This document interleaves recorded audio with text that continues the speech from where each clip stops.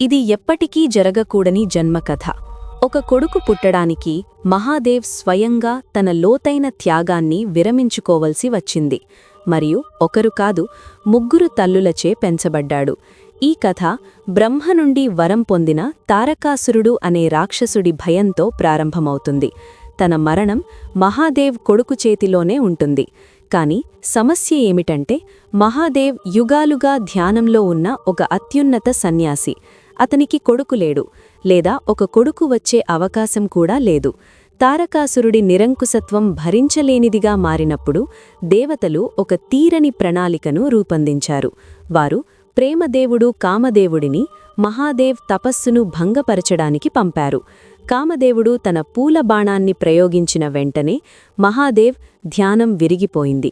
కాని ప్రేమ మేల్కొనడానికి బదులుగా అతని వినాశకరమైన కోపం రేకెత్తింది. అతను తన మూడవ కన్ను తెరిచాడు. దాని అగ్నిలో కామదేవుడు తక్షణమే బూడిదగా మారిపోయాడు.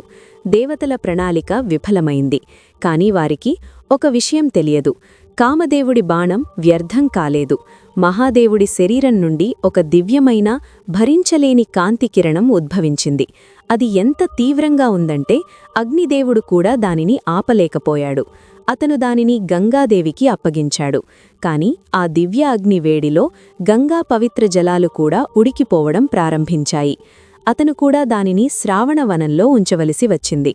ఆ క్షణంలోనే ఆ కాంతికిరణం 6 అందమైన శిశువులుగా రూపాంతరం చెందింది.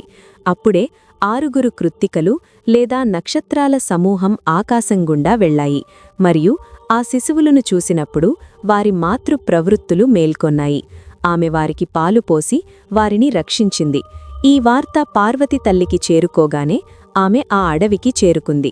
ఆ 6 పిల్లలను చూసిన ఆమె హృదయంలో మాతృత్వం యొక్క ఉప్పెన ఉప్పపొంగింది. మరియు ఆమె వారందరినీ కలిసి కౌగిలించుకుంది. మరియు ఆ క్షణంలోనే ఆ 6 శరీరాలు ఒక్కటి అయ్యాయి. ఒక శరీరం, కాని 6 తలలున్న బిడ్డ. కృత్తికలు పెంచినందున అతన్ని కార్తికేయ అని, అతను గర్భం నుండి కాదు, గంగా పవిత్రత, మహాదేవుని తేజస్సు మరియు కృత్తికల మాతృత్వం నుండి జన్మించాడు. అతను ప్రేమ కోసం కాదు, ధర్మస్థాపన కోసం జన్మించాడు.